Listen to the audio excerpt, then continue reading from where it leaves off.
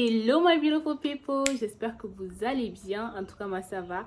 Aujourd'hui je vous retrouve pour une nouvelle vidéo et nous allons parler d'entrepreneuriat et de finances personnelles.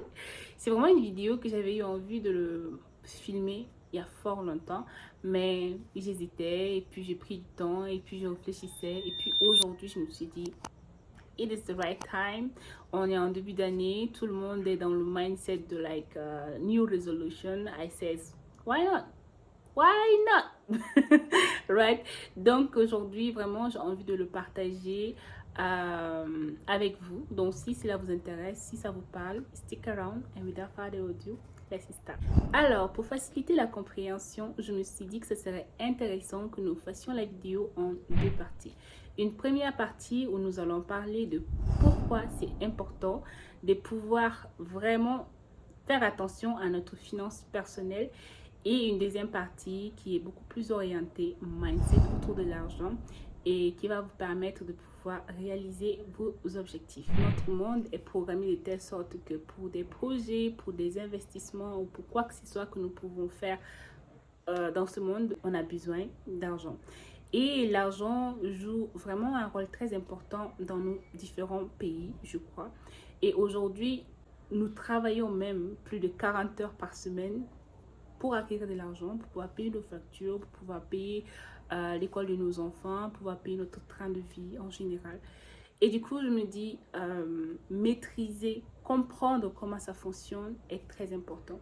Et vous savez, malheureusement, cette fois-ci, nos écoles ne nous ont pas fait cadeau avec ces sujets parce que beaucoup d'entre nous, quand nous sortons de l'université, quand nous sortons des cours, des longues études, des longues années d'études, ne sont pas très éduqués financièrement. Et du coup, nous prenons beaucoup de décisions qui nous appauvrissent plus que nous enrichissent. Et parmi ces décisions, c'est vivre par exemple au-dessus de ses moyens ou bien mener un train de vie qui ne nous correspond pas ou ne pas comprendre par exemple la loi de l'épargne, par exemple les différentes lois de l'épargne. Et du coup, si on n'arrive pas à connaître ces B.A.B.A, ces ABC de la finance en général, comment est-ce qu'on va espérer arriver à pouvoir accumuler de la richesse, arriver à investir dans des projets, arriver à générer plus d'argent et tout ça? C'est pas possible. Bah justement, je vous partage quatre idées autour de l'argent, je vais même pas dire principes, mais je vais dire quatre idées autour de l'argent qui sont quand même intéressants à pouvoir considérer lorsqu'on est en train d'entreprendre l'aventure finance personnelle. Et du coup, la première idée, justement, c'est que l'argent est infini.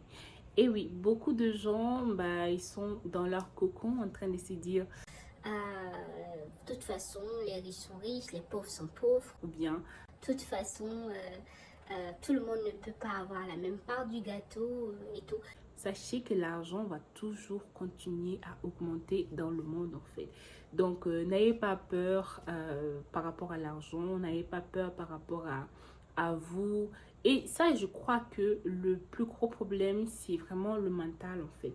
Parce qu'on nous a programmé avec des croyances limitantes autour de l'argent, comme quoi l'argent n'est pas bien, comme quoi l'argent fait ceci, comme... Donc malheureusement, de façon inconsciente, nous projetons, nous prenons certaines choses, nous faisons certaines choses qui nous appauvrissent justement parce que nous ne sommes pas programmés à pouvoir vraiment comprendre le système, comprendre comment fonctionne l'argent en fait.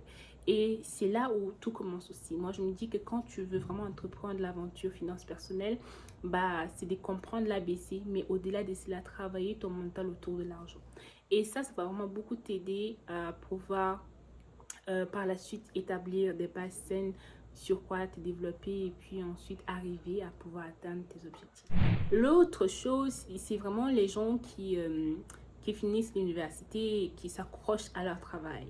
Ou bien, voilà, je vais dire comme ça, qui s'accrochent à leur travail sans pour autant vouloir plus, sans pour autant vouloir moins. Et c'est très, très risqué d'être accroché à un travail, même si c'est bien rémunéré. Parce que vous ne savez jamais de quoi est fait le lendemain. C'est pour cela que je vous encourage vraiment, une fois que vous fixez vraiment tous vos limitations autour de l'argent, de pouvoir envisager de nouvelles sources de revenus. Ensuite, en troisième partie, je vais dire comme ça, j'aimerais bien vous parler de vos dépenses. Parce qu'en finance personnelle, je crois que c'est vraiment ce qu'il faut vraiment savoir faire en fait. Beaucoup de gens malheureusement vivent au-dessus de leurs moyens, comme je l'ai dit tout à l'heure. Et c'est quelque chose de dommage parce que il faut quelque part, je l'ai toujours dit, hein, faire des sacrifices et des compromis quand on veut atteindre des objectifs. Et pour cela aussi, avec les finances personnelles, c'est la même chose. Il faut faire des compromis pour y arriver. Et ces compromis, c'est justement aussi, c'est fixer un deadline par rapport à un montant que vous voulez atteindre et vous mettre la discipline de pouvoir respecter vos engagements déjà envers vous-même, de ce que vous voulez atteindre dans la vie et par la suite envers les gens qui vous entourent, envers votre famille, envers les styles de vie que vous vous êtes promis, vous voyez.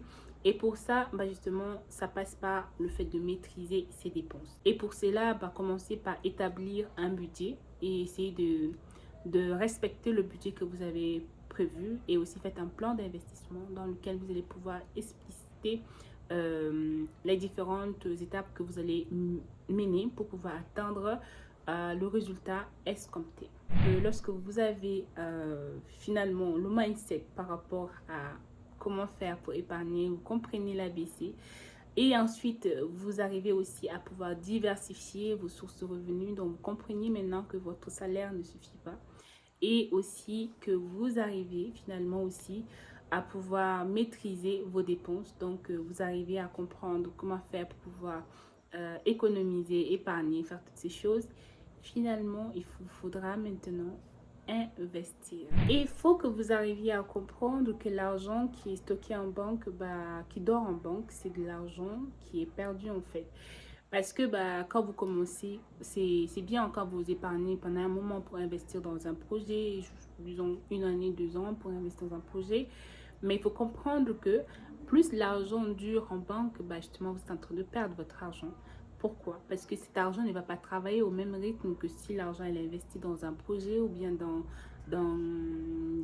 un bien immobilier, par exemple. Donc, faites attention à cela et essayez vraiment de développer